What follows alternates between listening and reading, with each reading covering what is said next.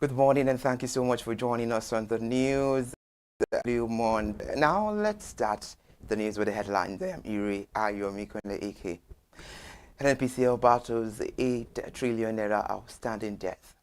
Naira appreciates to 1,446 naira 74 kobo per dollar capital inflows as it eats $20.98 billion. Federal government and ASU enter talks on 40% pay rise. Thank you so much for joining us on the news. The Nigerian National Petroleum Company Limited is burdened with crude-backed loan obligations estimated at 8 trillion naira. It was made known according to an analysis of a 2024 financial statement and capital commitments disclosure. The liabilities stress and also stretch across forward sale and project financing arrangements that are expected to be serviced through a substantial crude oil and gas deliveries. However, the commitment have become a major profit and NPC funding structure following years of fiscal pressure, volatile crude production, and declining upstream investment. Several of the facilities were used to refinance older debts, fund refinery rehabilitation, support cash flow, and meet the government revenue obligations. One of the major exposure is tied to the Eagle export funding arrangement, although the 2024 financial statement note that at least 1.8 billion barrels must be delivered per cycle. And our own business, the Naira recorded a stronger performance during the past week as it rose to 1,446 Naira 74 kobo per dollar, marking a 0.69% increase over the previous week, which stand at the figure of 1,456 Naira 72 kobo per dollar. The strengthening of the Naira followed the sharp volatility of the previous week. For most of the week, the Naira traded below 1,450 Naira per dollar at the official window, and at the parallel market, it eased slightly by 0.07% to 1,476 Naira per dollar. Also, the governor of the CBN, Olayemi Cardoso, at the 60th annual bank dinner held in Lagos over the weekend on Friday, noted that the foreign capital inflow reached $20.98 billion in the first 10 months of 2025. A 70% increase over total inflow for 2024 and a 428% surge compared with the $3.9 billion recorded in 2023.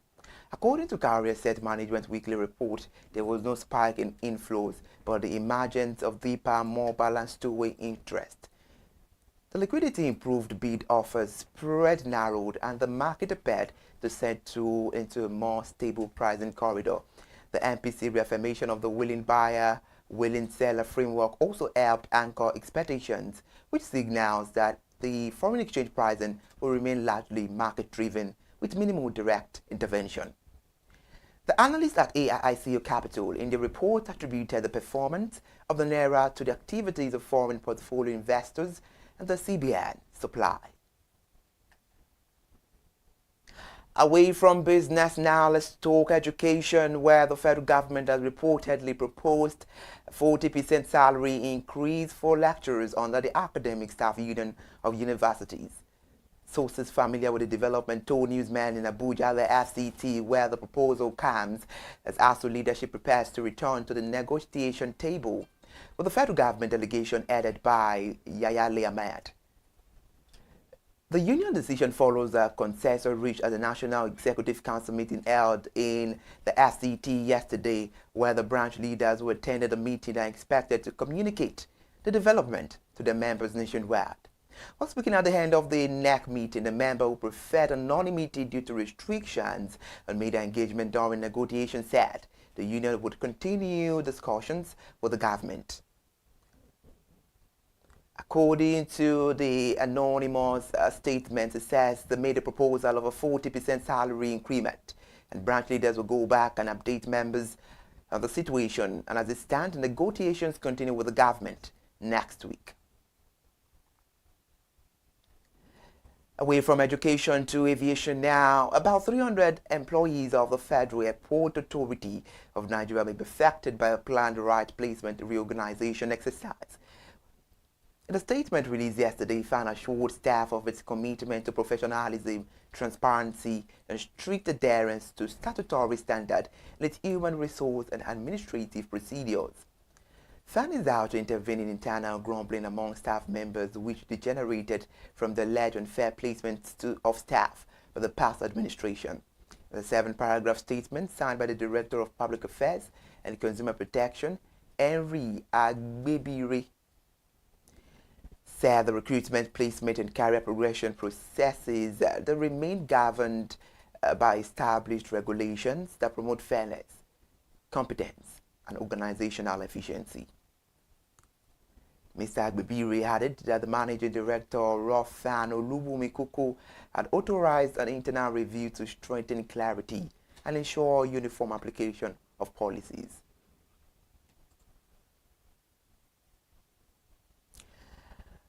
The Central Bank of Nigeria has released an official statement saying it is finalizing the revised foreign exchange manual that will soon be released as part of broader effort to deepen market participation, improve transparency, and reinforce confidence in the naira.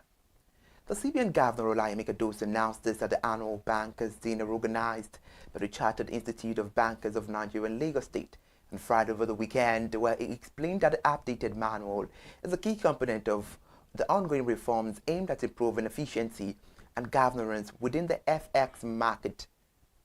This was made known according to the CBN Governor. Meanwhile, Mr. Okadoso said the revised manual is expected to set clearer rules, strengthen the documentation process, expand participation, and enhance surveillance across the electronic foreign exchange management system. He further said this improvement is targeted at creating a more predictable, transparent, and credible market structure.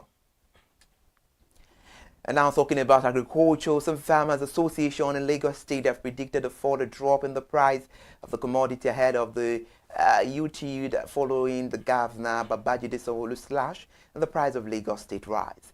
The farmers made this known in separate interviews with the News Agency of Nigeria made yesterday in Lagos State, where now reports that the Lagos State Governor Babajide Sanwo-Olu recently slashed the price of Lagos rice from 64,000 naira to 57,000 naira per bag. The Vice Chairman of the All Farmers Association Southwest and Lagos State Chapter, Mr. Shaki Agbayewa, commended the state government for the strategic move. Meanwhile, Mr. Agbayewa said the development would likely drive competition in the sector, further crashing the commodity price. And the Lagos State government pegged the price of a bag of rice at 57,000 naira, which they say is a good development. Now, Nigeria recorded a major rebound in external investor confidence as foreign capital inflow soared to $20.98 billion in the first 10 months of 2025, which is the highest in years. This was made known according to the Central Bank Governor, Mr. Olayemi Kadoso, while he was speaking at the 2025 Annual Banks Dinner of the Chartered Institute of Bankers of Nigeria and Lagos State. It said the inflow, which represented 70% rise above the total inflows for 2024 and a 428% jump from 2023, reflects the renewed trust in Nigeria's economic direction and the credibility of the ongoing monetary reforms. The CBN Governor highlighted the visible transformation in the foreign exchange market, noting that the CBN has sustained the unification of the foreign exchange window while fully clearing the multi-billion-dollar backlog that once undermined the confidence.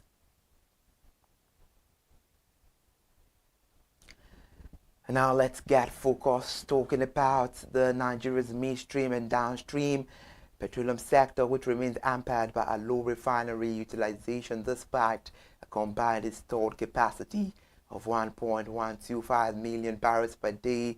The federal government, through its Nigerian midstream and downstream petroleum regulatory authority, made this known. According to the NMDPRA's October 2025 fact sheet on the state of the midstream and downstream sector released on Friday over the weekend, the country recorded only 61.58% refinery utilization between the fourth quarter and the third quarter of 2025.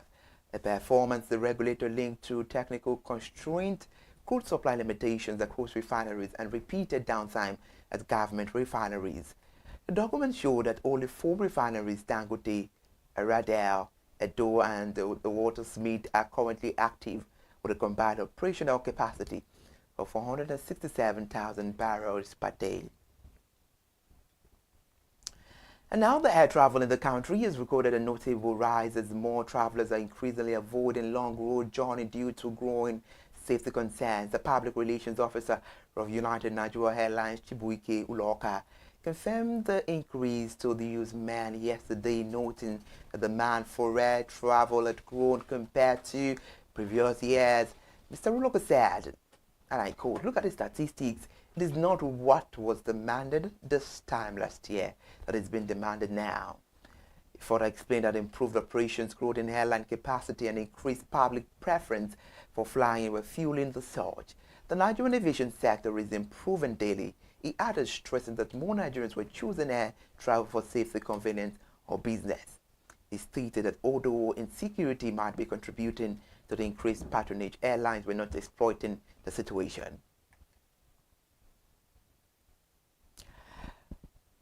To end the news, the Lagos State government says residents and visitors will enjoy a significantly enhanced waterfront experience this 30 December following reforms aimed at strengthening the state's tourism appeal. The State Commissioner for Waterfront Infrastructure Development, Mr. Dayo Alebiosu, disclosure in a statement released yesterday after the State Tourism and Hospitality Stakeholders Summit. The summit was convened by the Ministry of Tourism, Arts and Culture, with its team, which says unlocking the potentials and opportunities of Lagos tourism collaboration and the partnership for a greater Lagos. Remember that December is an adapted slang for the fun, carefree, or excessive festive period in Nigeria, and mostly beginning from mid-December to the new year. Mr. Alebiosu said the festive season would showcase Lagos' readiness to deliver a modern, competitive, and globally appealing tourism environment. According to him, the state's waterways remain one of its richest assets and must be developed to a standard that reflects Lagos' ambition. Thank you so much for joining us on ConsumerHallaTV News at 8. I am Iri Ayomikole, aka Happy New Month, and stay with us for the rest of the day.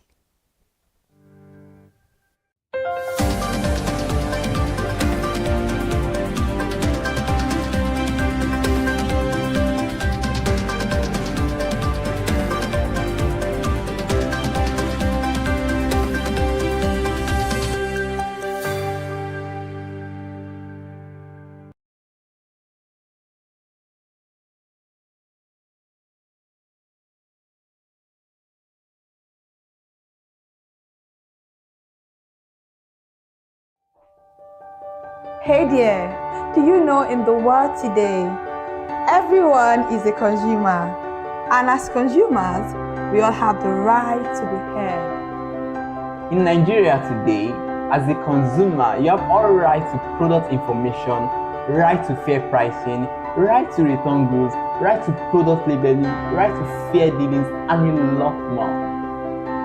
Well then, have you heard about the new media channel? ConsumerHallaTV. ConsumerHallaTV.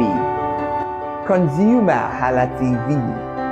At ConsumerHallaTV, our goal is to inform and educate consumers in Nigeria with insightful news alongside development within the fast-paced world of consumers through well-researched, specialized, and analytical content. Our vision at ConsumerHallaTV is to create an engaging platform that provides right connections for meaningful brands in Nigeria, thus creating a more caring world for consumers where business thrive. And guess what? Our ConsumerHalla brand is the first consumer complaint resolution portal in Nigeria, powered by a 72-hour feedback mechanism. We offer consumer advocacy, informative talk shows, branding promotions, advertising, and lots more. Connect with us via our YouTube channel at ConsumerHallaTV. Follow us on our Facebook page, ConsumerHallaTV, our Instagram page, ConsumerHallaTV, and do well to subscribe to our YouTube channel. Subscription is free. ConsumerHallaTV. At ConsumerHallaTV, you deserve to be heard. At ConsumerHallaTV, you deserve to be heard.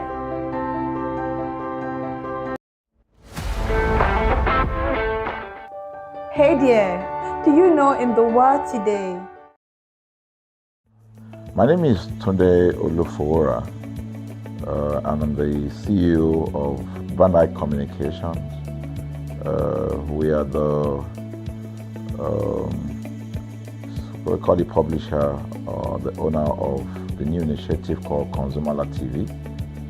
ConsumerHallaTV is actually Nigeria's first consumer-centered, or called a consumer-centric television platform that aims to bring voice to the over 220 million Nigerians. It was a vision that came to my heart about 10 years ago. I remember that I was traveling. I traveled out of the country, on airline, and I had this unpleasant experience. It was a trip to an African country from Nigeria, and I actually went with a local flight from Nigeria. I wouldn't want to mention the name of the airline, and then it was to South Africa, and we landed in South Africa, and let me just paraphrase it. When I was coming back, I had some money, some dollars, and that someone had given to me to hand over to another person in Nigeria. So I wanted to help out. I didn't want to carry the cash on myself. So for whatever reason, I opted to. I had a small case, and I felt that it was safer for me to put the money in my luggage. So I put it in a safe place in my luggage, got everything intact, and I checked in my luggage. My arrival in Nigeria, I was standing and was waiting by the carousel just so that I could pick up my luggage, and then I was there for 1 hour and waiting for my luggage. I didn't know that my luggage already arrived, and it was one of the luggage that was moving around on the carousel. So after about 1 hour wait, I looked to my left and my right. Almost everybody had gone. I think there were just about 2 or 3 left. So I beckoned on the woman that was on my side, and I noticed she was really in tears. Madam, what happened? She said, her bag has just been torn and a lot of things stolen. So I said, well, I've also been waiting for my own. She said, you would go and check those luggages there. Maybe yours is one of them. And lo and behold, I went around there. Mine was one of them. By the time I got it, everything inside my luggage was gone. All the valuable things there were gone. To cut the long story short, we felt there was need for us to report the case, at least to the airline. It was in the night, about 8 o'clock or 9 o'clock. We went in to go and see the officer that was in charge. As soon as we got in there, the officer said, "Oh, so sorry, but you will have to go to our head office in somewhere in Victoria Island, to lodge a complaint." Okay. So the next day we went to the Victoria Island and we lodged a complaint, and that was it. And since that day, I'm talking a story of over 10 years ago, I didn't get a call, not even a call from that airline to talk to me about what happened to my luggage. Now, about a month after that trip, I had another opportunity to travel out of the country. This time around it was to US, and it was an official assignment. And I flew on, I will mention the airline this time around. I flew on a BA. I really like BA. I usually go with Virgin Atlantic and things like that. But my protocol officer convinced me and said, "Okay, you will love BA. Why don't you go on BA?" Anyway, so I went on BA to US. And of course, on our return from US to Nigeria, we had to do, of course, there'll be like a connecting flight, from Heathrow. So we got into London Heathrow, and then because it was through Heathrow that we went, and then so they changed since it was the aircraft. This time around to a bigger one. I mean, clearly because there were more Nigerians, or more people that were planning to come to Nigeria, and then we boarded. Not quite 10 minutes into the flight, in the air, the aircraft started malfunctioning. The air conditioning compartment were not functioning very well.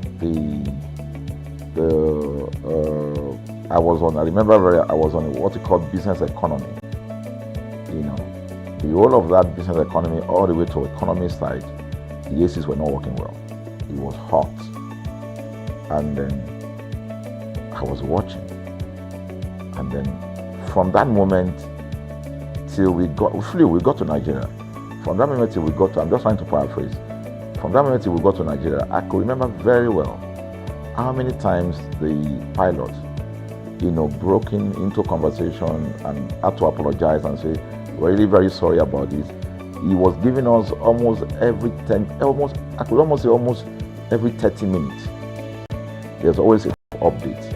So sorry, this is what we're doing now, this is what we're doing. While we were on that journey, I also remember an incident. So they came, the crew apparently couldn't resolve they couldn't manage the crisis or what was going on about it. They couldn't fix it. So they come up and said, "We're so sorry, but for all the inconvenience, we're declaring, free lunch, free whatever it is you want, you can get." So trust Nigerians, you need to hear how everybody was jubilating, But something struck me. The experience I had just about a month before, and this experience, somehow I started comparing them. I was trying to see how this matter will be managed. Again, to cut the story short, we landed in Nigeria on a BA. Before we landed, the pilot announced and said that for the inconvenience, they will be giving a voucher of £50 to everyone that flew on that aircraft. I thought it was a joke. I mean, it was my first time with BA, but for what I knew or know of the British man would never even play with his 1 penny, talking of £1. So I felt that must be a joke of the year. So we left. I got back to my office. I think it was just about a week after. Our guys in our mail room came up and said, "Oh, you have a parcel." So I said, "Parcel? Yeah." So they bought this parcel wrapped. I opened it, and boom, I bought the document out. It was the £50 voucher from BA. So what's the tenor of this story? An experience with one airline was terrible, no apology. An experience with another one, even though it's a bad experience, but it was very managed, well managed. So managed that even if we have suffered anything in that aircraft, you probably, for the sake of how they manage it, will have forgiven them. So that was how this journey started. So I started thinking, my mind, this is what we go through this country. But are we different from other nations? So God put in my heart the idea of ConsumerHalla. That's why the Hala came with consumer. And we started that journey about 10 years ago. We started by creating a platform called ConsumerHalla, where consumers, so I discovered that Nigerian consumers don't have a voice. So things happen, and that's it. We live with everything. So we've started the journey from creating the platform. We have an app, we even have a magazine, and we thought we could move it from that to the next stage, which is the television. So the TV today, has come So I would say precept by precept, line upon line, we have been able to build on our aspiration, to finally bring to birth this unique and exciting platform, So it's a digital telecast, and our goal is to further connect consumers in Nigeria to brands with insightful news, development within the fast-paced world of consumers. The world of consumers is growing at a very fast pace, So we want to inform Nigerians. We want to get them educated about their rights, So our role is that we're going to educate consumers in Nigeria, all right? So by bringing them specialized and what you call analytical, research-based content generation that will inform, educate, sensitize the audience, So that's ConsumerHalla TV. So I call it an offshoot of our ConsumerHalla brand. ConsumerHalla brand actually was the first we call it the first complaint or consumer complaint resolution portal. When we started it about 10 years ago, or about 7 years ago, it became the first complaint resolution portal. We created it so that Nigerians can actually lodge complaint on that portal. We spent a lot of resources to build a very robust platform where today, if you have any complaint, about any brand, any leading brands in Nigeria, and you go on that platform, you can actually click, just a click, you can find the brand, you can actually lodge your complaint, and once you submit, that complaint will be routed to that organization, and within 72 hours, we will obtain feedback for you. We build it in such a way that we have connection to almost all the organizations, and it's been working. We've resolved.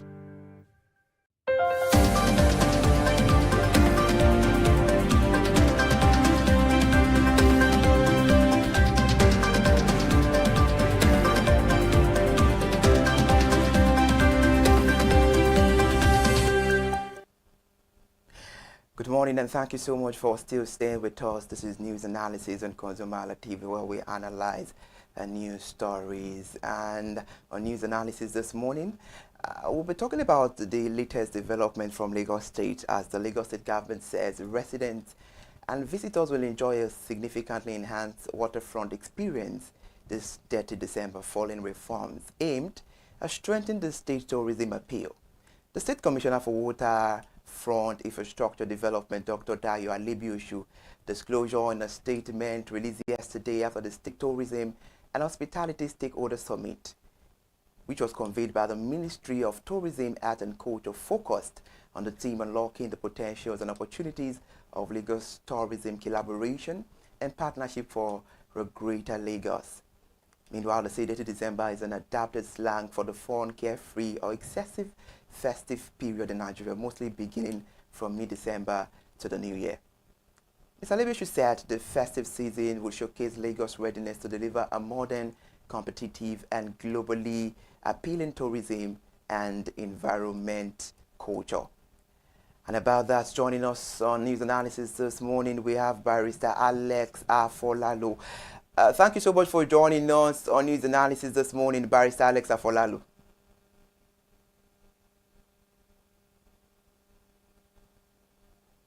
Hello, Barrister. Can you hear me? Thank you so much for joining us.